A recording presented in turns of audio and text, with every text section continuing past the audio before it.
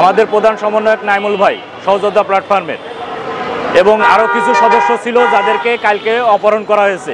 সেনাবাহিনী দিয়ে বিভিন্ন গোয়েন্দা সংস্থা দিয়ে তাদেরকে অপহরণ করা হয়েছে কর্তৃপক্ষের মাধ্যম থেকে।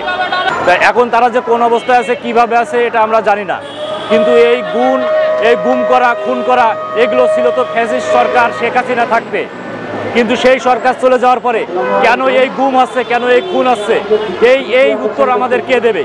যেখানে ডক্টর ইউনূস স্যার আমাদের ডিসপোজাল দিয়েই দিয়েছে, যে বলেছে চাকরিচ্যুত সদস্যদের পুনর্বহাল করা হোক, সেইখানে ওয়াকারুজ্জামান স্যার সে এটা মানতে রাজি নয়। কেন সে মানবে না?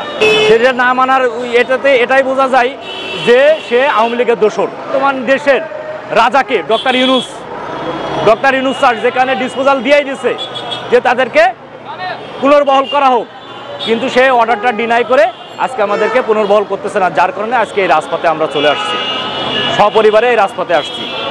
এখন এই ডিসপোজাল যদি আমাদের মনোভূত না হয়, তাহলে এই রাজপথ থেকে আমাদের যাবে। আমরা এখানে দাঁড়াইছি 3 দফা দাবি নিয়ে। প্রথম দফা, আমাদেরকে চাকরিচ্যুত করা হয়েছে একতরফা বিচার ব্যবস্থা করে।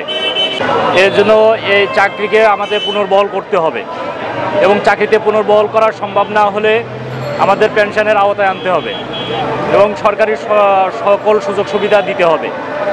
আর 3 নম্বরটা হচ্ছে যে ব্রিটিশ সরকার যে আইনটা করে গেছে, এই আইন সংস্কার করতে হবে। সেই 3 দফা দাবিতে আজকে আমরা রাজপথে। আর আমাকে চাকরিচ্যুত করা হয়েছে রাজনৈতিক একটা মামলা ইস্যু করে। আমি চাকরি থেকে ছুটিতে গেছিলাম, ছুটিতে যাওয়ার পরে একটা রাজনৈতিক ঝামেলা হয়েছে, সেই ঝামেলা ইস্যু করে পরবর্তীতে রাজনৈতিকভাবে যে মামলাটা আমাকে করছে, সাজাই দিছে, সেই অনুপাতে আমাকে বিচার করে চাকরিচ্যুত করা হয়েছে। আমি যে নির্দোষ সেটা প্রমাণ করার জন্য আমার কোনো পথ অবলম্বন করতে দেয় নাই। তারা যেটা ভালো মনে করছে সেটা করে আমার চাকরিচ্যুত করছে। আমি 2008-এ ঢুকছি এবং 2011-র 5 আগস্ট আমি চাকরি থেকে বের হয়েছি আর কি, 4 বছর। আমাদের প্রধান সমন্বয়ক নাইমুল ভাই সহযোদ্ধা প্ল্যাটফর্মের এবং আরও কিছু সদস্য ছিল যাদেরকে কালকে অপহরণ করা হয়েছে। সেনাবাহিনী দিয়ে বিভিন্ন গোয়েন্দা সংস্থা দিয়ে তাদেরকে অপহরণ করা হয়েছে কর্তৃপক্ষের মাধ্যম থেকে। এখন তারা যে কোন অবস্থায় আছে, কিভাবে আছে, এটা আমরা জানি না। কিন্তু এই গুম করা, খুন করা এগুলো ছিল তো ফ্যাসিস্ট সরকার শেখ হাসিনা থাকবে। কিন্তু সেই সরকার চলে যাওয়ার পরে কেন এই গুম আসছে, কেন এই খুন আসছে, এই উত্তর আমাদের কে দেবে?